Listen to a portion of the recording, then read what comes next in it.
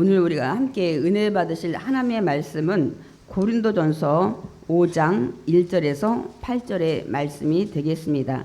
너희 중에 심지어 음행이 있다함을 들으니 그런 음행은 이방인 중에서도 없는 것이라. 누가 그 아버지 아내를 취하였다 하는도다. 그리하고도 너희가 오히려 교만하여져서 어찌하여 통하니 여기지 아니하고 그 일 행한 자를 너희 중에서 쫓아내지 아니하였느냐. 내가 실로 몸으로는 떠나 있으나 영으로는 함께 있어서 거기 있는 것 같이 이런 일 행한 자를 이미 판단하였노라. 주 예수의 이름으로 너희가 내 영과 함께 모여서 우리 주 예수의 능력으로 이런 자를 사탄에게 내주었으니 이는 육신은 멸하고 영은 주 예수의 날에 구원을 받게 하려 함이라. 너희가 자랑하는 것이 옳지 아니하도다. 적은 누룩이 온 덩어리에 퍼지는 것을 알지 못하느냐. 너희는 누룩 없는 자인데 새 덩어리가 되기 위하여 묵은 누룩을 내버리라. 우리의 유월절 양 곧 그리스도께서 희생되셨느니라. 이러므로 우리가 명절을 지키되 악에 찬 누룩으로도 말고 누룩이 없이 오직 순전함과 진실함의 떡으로 하자. 고린도교회에 그 안에서 일어난 그 분란, 분열되어서 서로 대립하고 갈등하는 그런 문제에 대해서 계속 경고의 말씀과 권면의 말씀을 하고 나는 아무것도 아니다. 아볼로도 마찬가지다. 그런 얘기를 통해서 성도들이 하나님만 높이게 하는 말씀들을 계속 전했습니다. 오늘 본문에 이제 그 말씀을 끝내고 나서는 고린도 교회에 여러 가지 문제가 많이 있다 그러죠. 앞으로 은사 문제, 부활의 문제, 제사의 문제 하는데 오늘은 두 번째로 그 고린도 교회에서 일어난 비도덕적인 무질서에 대해서 지적하고 그러면 교회의 거룩함을 어떻게 유지해야 되는지에 대한 방법에 대해서 말씀을 합니다. 사실 주제 설교를 한다면 이 본문을 거의 주회종들이 특별한 목적이 없으면 이 설교를 하지 않죠. 그러나 우리는 그냥 빠짐없이 쭉 나가다 보니까 오늘 주제에 혹여나 또 여러분이 듣기에 또 은혜가 안쓰러워더라도 하나님이 주신 말씀이기 때문에 하나도 가감하지 말라고 했기 때문에 저희들 쭉 나가고 있습니다. 고린도 도시는 항구 도시로서 굉장히 그 성적으로 문란한 도시였습니다. 굉장히 크고 여러 가지 그 이제 항만 시설이 되어 있기 때문에 많은 이제 배들이 들어오죠. 그러니까 당시 고린도 하면 음란한 도시라는 그 수식어가 곧바로 따라 붙을 정도로 성적으로 굉장히 타락해 있는 도시였습니다. 바울이 이제 고린도 교회를 자신이 세우긴 했지만 지금은 멀리 소아시아에 500km나 떨어져 있는 에베소에서 지금 사역을 하고 있습니다. 그런데 바울의 귀에 그 자기가 세웠던 고린도 교회에서 소식이 계속 들려오는 거예요. 무슨 소식? 부도덕적인 소문이 계속해서 바울이 있는 에베소까지 계속 들려오는 것입니다. 그래서 바울이 오늘 내용을 편지에다 쓴 겁니다. 내용인 즉 뭐냐면 저희가 오늘 함께 읽었지만 어떤 사람이 아버지 아내 그러니까 엄마가 아닌 것 같아요. 친엄마가 아니고 아버지의 계모나 첩을 취하여 산다는 것입니다. 바울은 뭐라고 지적하고 있냐면은 이거는 이방인 중에서도 없는 것이다. 그러니까 이방인도 꺼려하고 이거는 추악한 행위로 여기는 것인데 어찌 예수 믿는 자들이 이런 일을 하느냐고 그 잘못을 지적하는 것을 볼 수가 있습니다. 우리 10계명에는 제7계명에는 간음하지 말라 이렇게 말씀하고 있고 구약에서는 간음하는 자는 돌로 쳐 죽이라 이렇게 강력하게 말씀을 하고 있습니다. 하나님은 그 음행에 대해서 굉장히 매우 엄격하게 하십니다. 다윗을 굉장히 하나님이 많이 사랑하셨는데 어떻게 했어요? 우리아의 아내인 밧세바를 본마자 가정에서 칼이 떠나지 않는 그 벌을 내리시는 걸 볼 수가 있습니다. 그래서 아들이 압살롬이 제일 장자인 암놈을 쳐 죽이고 또 뒤이어서 압살롬이 아버지 다윗도 쳐 죽이려고 여러 가지 계략을 세우지만 하나님이 다윗의 그 후손을 통해서 메시아가 나와야 되기 때문에 그 보호하시는 것을 볼 수가 있습니다. 그래서 결국은 압살롬은 상수리나무에 머리가 걸려서 죽게 되는. 그러니까 왜냐하면 이 압살롬은 더 나가서 이 범죄가 아버지가 그 왕궁을 버리고 아들이 그 쿠데타 일으킨다는 소리 듣고 도망갔을 때 그 왕궁을 지키기 위해서 첩들을 10명이나 두고 갔거든요. 그런데 대낮에 백주에 그 첩들을 다 범하는, 옛날에는 그 왕의 자리를 이렇게 취하는 것들을 이런 식으로 만인에게 공포하는 것들을 우리가 볼 수가 있습니다. 그래서 압살롬은 결국 이렇게 또 죽임당하는 이런 일들이 집안에서 일어나는 것을 우리가 성경을 통해서 볼 수가 있습니다. 하나님께서 음행을 엄격하게 다루시는 이유가 무엇일까요? 물론 여러 가지 죄에 대해서도 하나님께서 늘 말씀을 하시지만 음행은 자기 육신의 죄를 새기는 것이기 때문입니다. 다른 거는 죄는 바깥으로 손으로 짓는 죄지만 이거는 몸 안에 그 자기 죄를 새기는 것이기 때문에 육체만 죄를 짓는 게 아니에요. 음행은 영적으로도 영을 죽이는 그런 죄에 해당됩니다. 우리 고린도전서 6장 18절 한번 읽어보겠습니다. 음행을 피하라. 사람이 범하는 죄마다 몸 밖에 있거니와 음행하는 자는 자기 몸의 죄를 범하느니라. 이렇게 말씀을 하고 있습니다. 제가 이제 준비는 안 했지만 히브리서 13장 4절에 음행하는 자들과 간음하는 자들을 하나님이 심판하시리라 라고 말씀을 하고 있습니다. 그러니까 바울은 하나님이 이렇게 엄격히 다루는 이런 문제에 이런 상황에 처했는데 이들이 이런 일 행하는 자를 더더구나 정말 이건 있을 수 없는 윤리와 도덕으로 벗어나는 것. 근데 이들을 쫓아내지 않고 오히려 교만해져 가지고 어떻게 했다고요? 오늘 읽었지만 통한이 여기지도 않아. 막 애통해 하지도 않고 이런 일이 어떻게 믿는 사람들 중에 일어날 수 있을까? 이렇게도 안 하고 그 행한 자를 쫓아내지도 아니하고 있다는 거를 이제 바울이 알게 됩니다. 교회도 사람이 모이는 곳이잖아요. 남자도 모이고 여자도 모이고 교회 안에서 이런 부도덕한 일이 생겼을 때 교회는 어떻게 그거를 처리해야 하느냐는 그런 것들에 대해서 바울이 고린도 교회에 이렇게 말씀을 하고 있는 것입니다. 여러분 이런 일 때 교회는 무엇을 어떻게 해야 되나요? 여러분이 많이 들어보셨는지 모르는데 특별히 장로교 다니신 분은 들으셨을 것 같아요.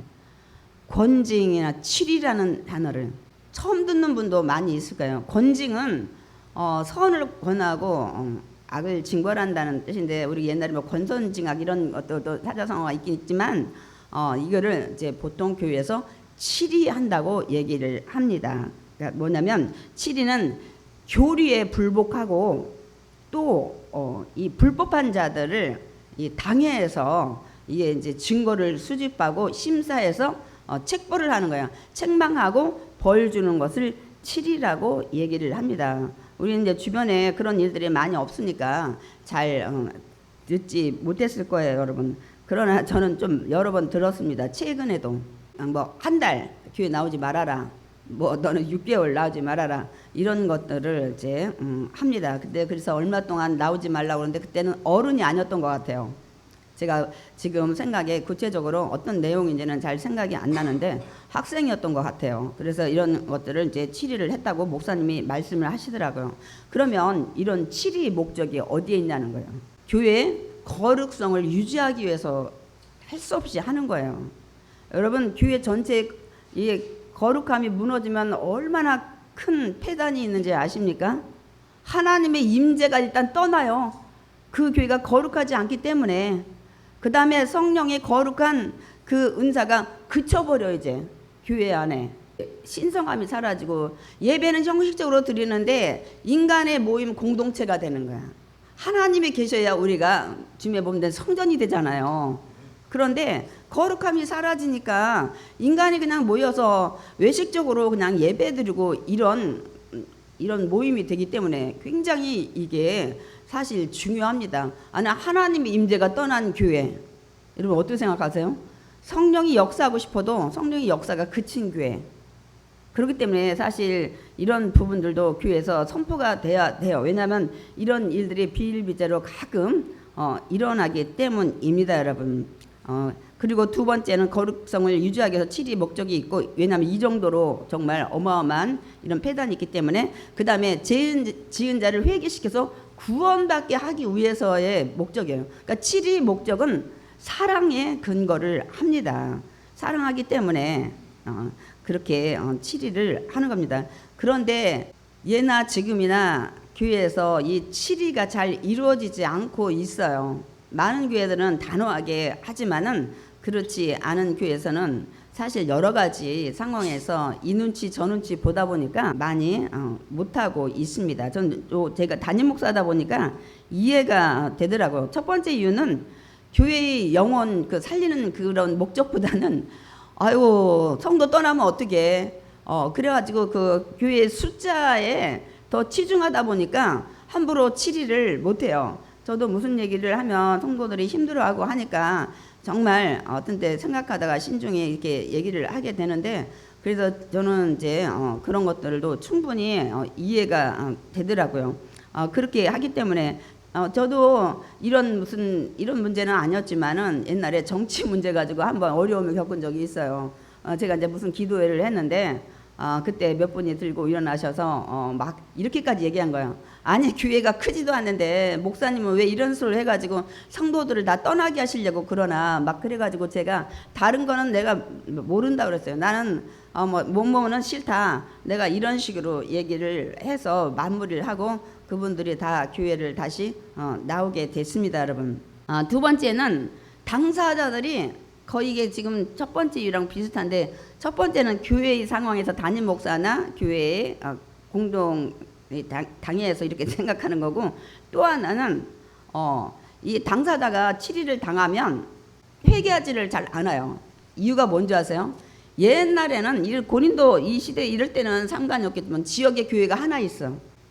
근데 그 교회에서 7일 당해서 교회를 당분간 안 나오고 못 나오게 했다 이런 소문이 나면 여러분 굉장히 힘들잖아요. 그러니까 가능하면 이런 일들을 안 겪으려고 하는데, 지금은 건물마다 교회가 있어요. 이 교회 아니면 다른 데 교회 없냐?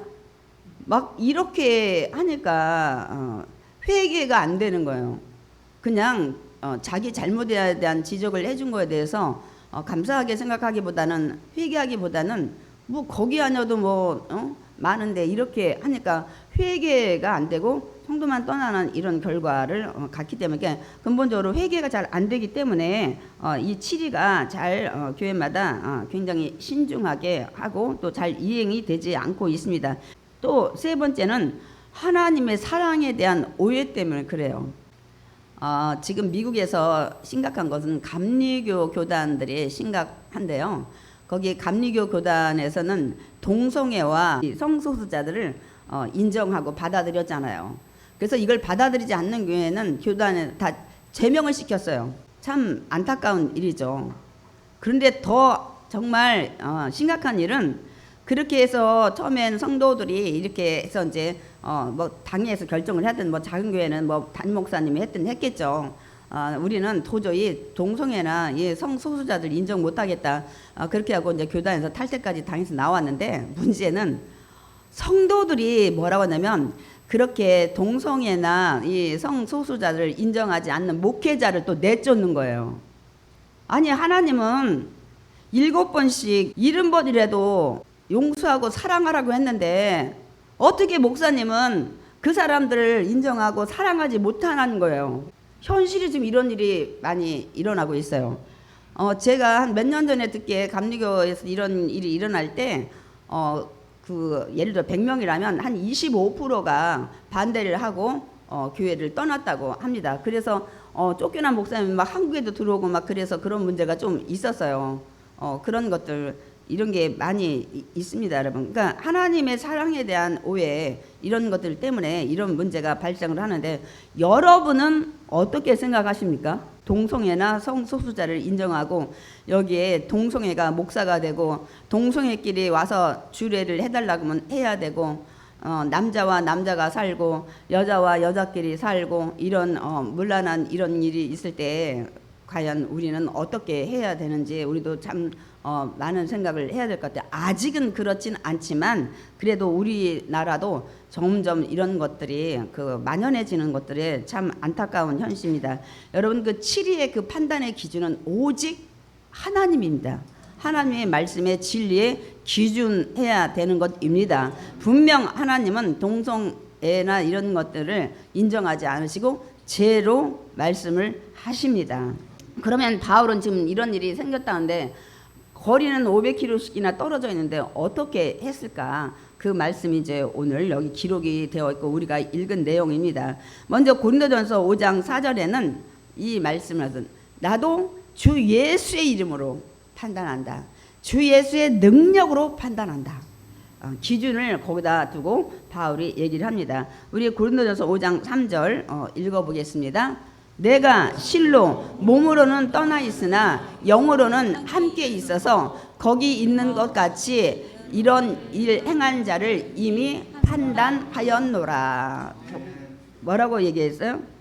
내가 몸으로는 떠나 있지만 내가 이렇게 500km나 떨어져 있는 먼 데 있지만 영으로는 함께 있대요. 여러분이 이해를 하세요?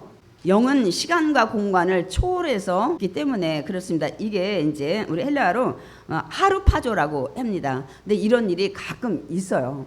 영이 떠나서 이렇게 우리가 그 성경에 보면은 육적인 하루파조도 있어요.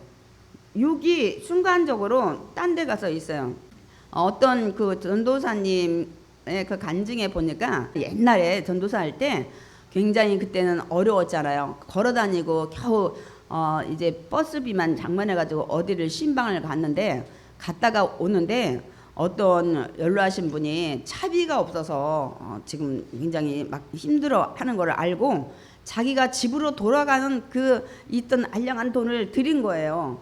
근데 그 순간 하나님이 내가 네 구제를 받았느니라 이렇게 얘기를 하고 이제 자기는 거기서 버스를 안 타면 2시간이나 3시간 집까지 걸어갈 거를 이제 감안을 했는데 아니 그 얘기하고 순간에 자기 집 앞에 와 있더라는 거예요. 근데 그분은 그런 거를 한 2번 정도 이렇게 경험을 했다고 그래요. 우리 그런 것들 간증 많이 들어요. 광화문을 걷고 있는데 갑자기 하나님이 막 기도를 시키는 거야. 막 불안하고 답답해서 그래서 막 골목에 들어가서 막 기도를 했는데 그때 자기 집에 도둑이 들어와가지고 막 뒤지는 상황이었는데 하나님이 기도를 시켜서 나중에 와보니까 도둑은 들어왔는데 아무것도 눈에 보이지 않게 해서 그냥 돌아가 이런 것들도 여러분 간증을 통해서 듣습니다. 근데 이게 아이고 믿을 수 있을까? 그런데 성경에 실제로 기록을 하고 있습니다. 육적으로 떠나는 그것은 빌립이 하나님 뭐라요? 야, 너 가사에 있는 강야에 가봐.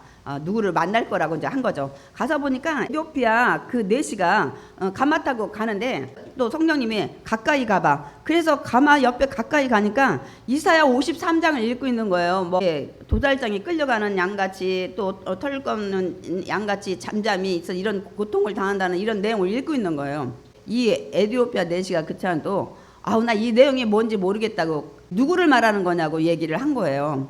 그래서 빌립이 그것이 예수님의 고난 받을 때 그 얘기 예수님에 대해서 미리 예표를 한 내용이라고 이제 얘기를 하니까 그때서 그렇구나 그러더니 이 내시가 나는 그러면 예수님을 믿겠다 그러면서 나는 침례를 받겠다고 그래서 그냥 주변에 강에 가서 이 집사가 직접 그냥 이 침례를 하고 강문에서 올라왔는데 그때 하나님께서 이 빌립을 이 아소도라는 곳으로 하나님이 부흥하고 이제 가보니까 그 아소도에 도착하고 이 에티오피아 내시 눈에는 침례하고 올라왔는데 빌립이 보이지 않는 거예요.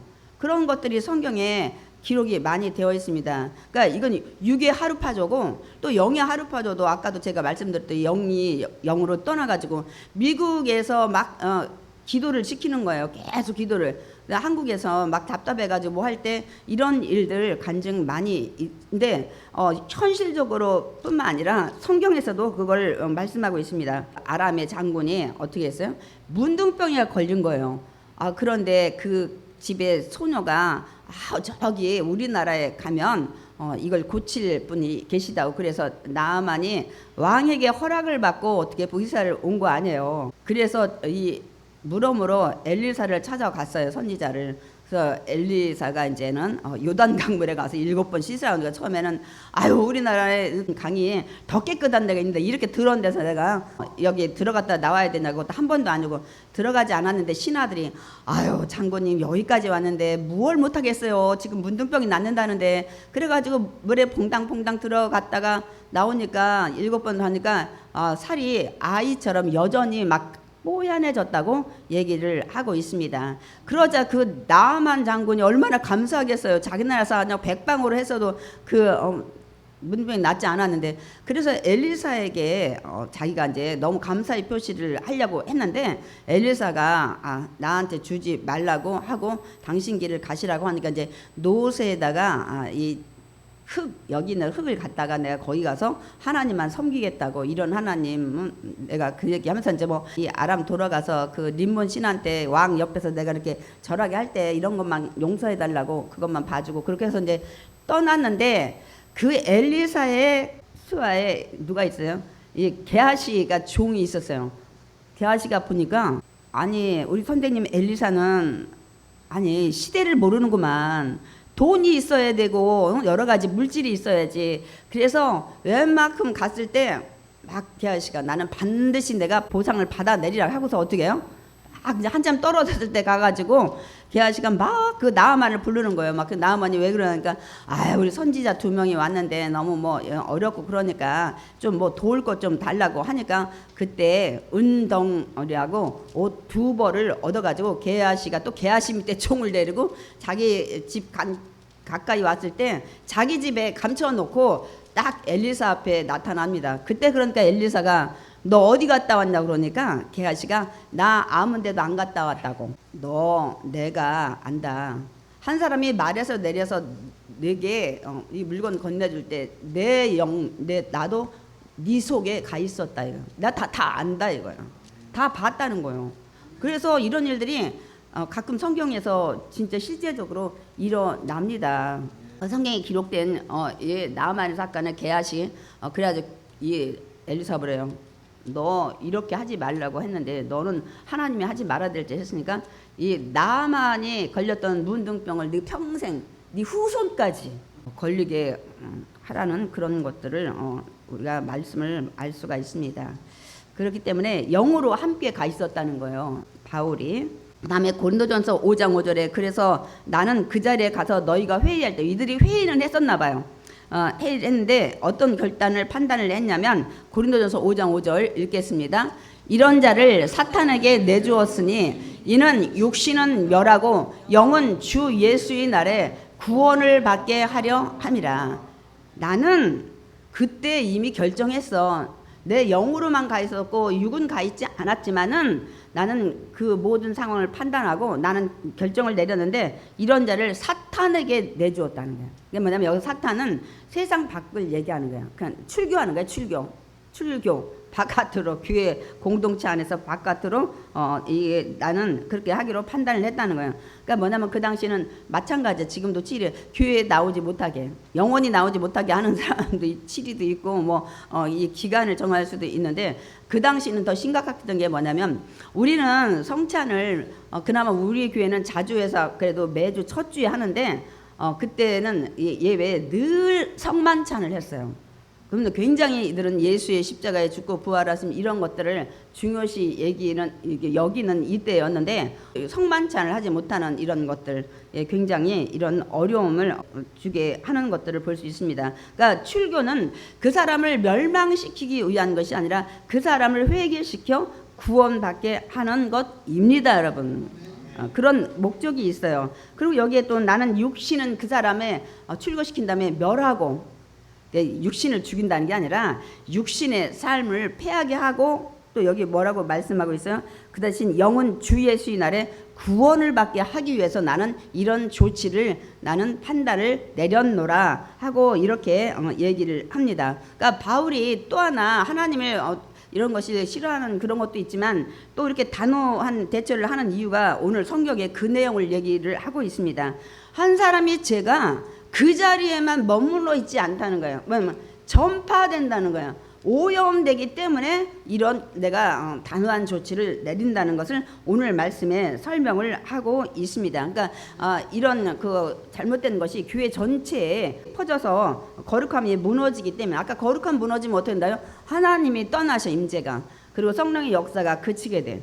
그렇기 때문에 이렇게 했다고 말씀을 합니다. 고린도전서 5장 6절 먼저 읽어보겠습니다. 너희가 자랑하는 것이 옳지 아니하도다. 적은 누룩이 온 덩어리에 퍼지는 것을 알지 못하느냐. 이게 무슨 소리냐면 이제 이들 자랑하는 것도 좀 둘째치고 이 적은 덩어리, 지금은 한 사람이지만 이거를 그냥 방치하고 치리를 그러니까 엄격하게 하지 않으면 온 덩어리에 다 퍼진다는 거예요. 이제 제가 더 구체적으로도 말씀을 드리겠지만은, 저도 이제 한 예를 들어서 어떤 분이 목사님한테 상담을 했는데 이런 상담을 하는 거예요. 자기가 성가대에서 어떤 집사님하고 이제 그런 이제 좋지 않은 일들이 있는데, 어떤 여자 집사님이 자기를 그거를 알게 됐대. 그런데 회개하고 돌아서야 되는데 그 여자 집사님한테 계속 짓궂게 다른 남자 집사님을 계속 소개하면서 만나보라는 거지.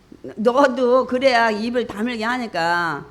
이런 일도 일단 저 너무 정말 어이가 없고, 제가 또 다른 거는 제가 또 소개를 하지 못하겠어요. 이런 것들이 있습니다. 그러니까 전염이 되고 있는 것들이 있어요. 그러니까 여기 오면 먼저 이들이 자랑했어요. 아니, 사도 바울은 막 통탄 여기지도 않고 쫓겨내지도 않아서 뭐 하는데, 이들이 자랑한 것은 뭘 자랑했을까요? 물론 은사 자랑도 하고, 뭐 아까처럼 뭐 누가 파 뭐 제일 좋다고 뭐 그렇게 자리들 섬기는 그 주의 종들을 그것도 자랑했지만, 이거예요. 자랑을 했는데 뭐라고 하냐면, 우리 교회 대단히 정말 좋은 교회야. 대단하지 않냐? 우린 그 사람의 그 죄를 덮기로 했어. 당해서 막 이렇게 자랑을 한 것 같습니다. 여러분, 출교시키지 않고 이런 치리 같은 거 하지 않으면 물론 좋죠. 우리가 그래서 그런 거 하기 전에 이런 삶을 살지 말아야 되는데, 출교시키지 않으면 당장은 좋아요. 그냥 덮고 가면은 아무 분란이 없으니까. 근데 교회의 거룩함을 아까 훼손된다는 것들 제가 그 폐단을 얘기했고, 당사자는 잘못이 없다고 뭐라고 하냐면 생각해서 회개를 안 해. 그냥 넘어가면, 지적을 안 하면, 그리고 자신의 잘못을 교회에서 용납했다고 생각해서 회개를 덜하게 된다는 거예요. 이 출교시키지 않으면. 세 번째는 다른 성도들이 죄에 대해서 둔감해지는 거예요. 우리 교회 이런 거 괜찮다고 하네. 나도 웬만한 거는 괜찮겠네. 이렇게 생각을 돼서 그래도 되는가 보다 하고 인식을 하게 되는 이런 어려움이 있어요. 그래서 정말 목회자들은 눈물을 머금고 때려는 이런 처단을 하는 것 같아요. 우리 교회에서는 뭐 그런 일은 없었지만은 없기를 바라고, 여러분이들 제가 이제 말씀에 그때 결론 부분도 하겠지만은, 하나님을 우리가 함께 가기 위해서 우리가 거룩해야 되는 것들을 우리가 이제 알게 되면 이런 것을 하지 않게 됩니다, 여러분. 범죄자를 그대로 방치하는 행위는 뭐냐고요? 사랑이 아니야, 결국은. 이게 무관심의 소치입니다. 이게 방관하고 이게 묵인하고 용납하고 그래서 그대로 방치하는 그 사람을 멸망에 빠지게 하는 거예요. 근본적인 거는 사실은. 그러니까 사랑이 아닌 거예요. 그러면서 바울이 뭐라고 아까 우리 읽은 후반절에, 적은 누룩이 온 덩어리에 퍼지는 것을 너희들 알지 못하느냐. 제가 지금 잠깐 예를 들었잖아요. 그런 것 저런 것들이. 그러니까 여러분, 이거 누룩이라는 게, 여러분이 누룩하면 우린 잘 기억이 안 나지만은, 저희 누룩하면은 옛날에 그런 이 효소, 이 이스트의 대표가 뭐냐면 베이킹 파우더, 밀가루에다 넣고 조금만 넣어도 숙성시켜 놓으면 빵을 구우면 빵이 막 이렇게 부풀어 오르는, 그러니까 밀가루에 넣어서 빵을 발효시켜서 막 부풀게 하는 그런 역할을 하죠. 그러니까 누룩은 사실 요만큼만 집어넣는데 이 특성이 뭐냐면 굉장히 큰 전체를 변화시키는 이런 그런 성질을 가지고 있습니다. 그래서 저는 그렇게는 안 해봤는데, 예를 들어 밀가루 빵을 거기다 이스트를 넣고 이렇게 이제 발효시켰다면, 여기서 조금만 떼가지고 다른 밀가루 새 거에다도 이렇게 놓으면 또 그것도 발효가 된다네요. 그 정도로의 그 강한 전염성을 가지고 있다고 하는데, 바울이 오늘 이 얘기를 누룩을 갖다가 비유를 하는 겁니다. 제 역시 이렇게 누룩처럼 전염성이 크다는 것을 얘기를 하고 있습니다. 그러면서 뭐라고 하냐면 바울은 이제 너희는 이제 예수 그리스도를 믿음으로 말미암아 이제는 누룩이 그 죄잖아요. 죄가 없는 것 같이 되었느냐. 그리고 예수님께서 왜 십자가에 죽으셨냐. 너희 죄 그런 죄를 짊어지고 어린 양의 제물로 돌아가셨다는 얘기를 합니다. 그러니까 너희들은 죄 없는 새로운 삶, 새로운 덩어리가 되기 위해서는 너희가 옛날의 습성, 묵은 누룩을 버리라라고 말씀을 하고 있습니다. 여러분 예수 믿는 순간부터 과거는 주님이 회개하면 아무것도 여러분 기억 안 해요. 제가 지난주에도 말씀드렸지만 회개하면 너무 좋은 게 나중에 다 마음속까지 드러나는데 회개하면 그때 하나님 묻지 않으신다고 그랬어요. 그것을 히브리서에 2번이나 얘기하고 있어요. 그들의 죄를 기억하지 않는데요. 다시 한번 말씀 안 한대요. 그러니까 옛날은 내가 뭘 했든 뭐 불 쳤든 장굴 쳤든 상관없어요. 이제 예수 그리스도를 믿은 다음부터가 이게 중요한 거예요. 천국 가는 백성으로 하나님 나라의 법에 우리가 순종하며 나가야 되는 것입니다, 여러분. 고린도전서 5장 8절 그러므로 이렇게 바울이 권면합니다. 이러므로 우리가 명절을 지키되 묵은 누룩으로도 말고 악하고 악의에 찬 누룩으로도 말고 누룩이 없이 오직 순전함과 진실함의 떡으로 하자. 여기서 명절을 너희들을 막 유월절, 무교절을 막 굉장히 유대인의 3대 절기잖아요. 중요하게 출애굽을 기념하는 건데 원래의 뜻은 뭐냐면은 출애굽 기념하는 이런 절기로 지키지만은 옛날 애굽에서의 그 제약된 습관을 이제 버리고 새 삶을 살라는 그런 의미를 가지고 있습니다, 여러분. 그러니까 여러분이 6월절 알다시피 그 애굽에서 요셉이 내려가서 야곱이 70명 데리고 430년을 살면서 민족을 이루는 것들을 볼 수가 있죠. 430년이 차니까 하나님의 말씀대로 모세를 불러서 이들을 애굽에서 탈출시키는 것들을 하는데 마지막 10가지 재앙을 내리잖아요. 그때 이제 마지막 10가지 초태생들 장자 뭐 짐승이나 뭐 나 죽이기 전에 이 모세를 불러서 하나님이 말씀하세요. 내일 죽음의 재앙이 지나갈 거라는 거예요. 온 집에. 그러기 때문에 너희들은 양이나 염소 잡아가지고 한 열흘 동안 지켜보라는 거예요. 왜? 흠이 있는지 또 뭐 여러 피부병이 있을 수도 있고 설사도 있을 수도 있고 그런 거 왜냐면 흠 없는 제물을 드려야 되니까 지켜보다가 14일 날 밤에 저녁에 어떻게 해요? 그 양을 잡고 그 양 잡은 피를 그 문설주와 임방에다가 다 바르라는 거예요. 그러면 내가 죽음에 이것이 도를 때 그렇게 바른 집은 넘어가리라는 거예요. 그래서 6월이라는 거예요. 넘어간다는 거예요. 그러니까 마지막 장자들 다 죽일 때 그래가지고 그렇게 바르라고 얘기해요. 그리고 그 잡은 양을 구워서 먹고 쓴나물과 무교본과 급히 먹고 다음날 이제 난리 날 거예요. 왜냐면 밤새 그 죽음의 재앙이 집집마다 다 돌았는데 막 다 죽고 뭐 장 막 울고 뭐 막 이게 막 이제 난리 날 것 같으니까 너희들 허리에 띠를 묶고 출발할 준비를 하라는 거예요. 그러면서 그 다음날 1월 15일부터는 무교병을 오라는 거예요. 그러니까 이 누룩이 없는 너는 이제 옛생활 애굽에서 탈출해서 간다는 의미로 일주일 동안 이 누룩이 없는 이 떡을 빵을 그들은 빵이죠. 먹으라고 얘기를 하는 겁니다, 여러분. 그런 의식을 이들은 지금도 계속 출애굽해서 하나님께서 우리 민족을 그어서 해방시켰다는 이런 의미에서 6월절을 굉장히 크게 지내고 있고 지금도 6월절 지내기 이전에 집에 있는 누룩을 다 없애는 거야. 그건 부풀리는 죄라는 그런 상징을 옛날 거를 없애는 그렇게 지금도 이들이 지키고 있습니다, 여러분. 그러니까 바울은 이제 고린도 성도들에게 당부를 하는 거예요. 그러니까 제발 옛날에 묵은 누룩은 버리라는 거예요. 옛날에 네가 어떻게 살았든 뭐 상관이 없어. 네가 이제는 정말 하나 앞에 그 묵은 누룩을 버리고 순전함과 이제는 진실함으로 절기를 지키라는 거예요. 그러니까 예배를 드릴 때 이제는 옛날 거 생각하지만 이제 순전함, 정말 이렇게 깨끗함, 그리고 진실함, 말씀으로 순종하는 이런 마음 가지고 이 절기를 지켜라. 옛날 묵은 누룩 가지고 지키면 안 된다는 것을 다시 말씀을 하는 겁니다. 그리고 이 바울은 나중에 에베소 교회에도 이제 이 얘기를 합니다. 우리 에베소 4장 22절, 23절 읽겠습니다. 너희는 유혹의 욕심을 따라 썩어져 가는 구습을 버리고 오직 너희의 심령이 새롭게 되어 하나님을 따라 의의 진리의 거룩함으로 지으심을 받은 새 사람을 입으라. 어쨌든 오늘 이 말씀에 새 사람을 입으라. 결론입니다. 여러분, 우리는 그리스도 안에 다 새로운 피조물이 됐어요. 이전 것은 다 지나갔어요. 옛날에 어떤 일도 상관없어요. 주님 앞에 우리가 정결한 모습으로 서게 되면 주님은 아무것도 기억하지 않습니다. 두 번 다시 묻지도 않으십니다. 그렇기 때문에 이제는 우리가 옛날의 그 묵은 누룩, 옛날의 제 습성은 다 버리시고 주님 앞에 정말 순전함과 진실함으로 우리가 늘 예배 드리는 그런 귀한 성도가 되어야 되겠습니다. 이게 부모가 자녀와 늘 함께하길 원하듯이 하나님도 우리와 함께하길 원하십니다. 정말 여러분이 전지전능하신 하나님과 나와 함께하길 원한다면 거룩하신 하나님처럼 우리도 거룩해야 하나님과 동행하게 됩니다. 마지막 우리 베드로전서 1장 16절 읽어보겠습니다.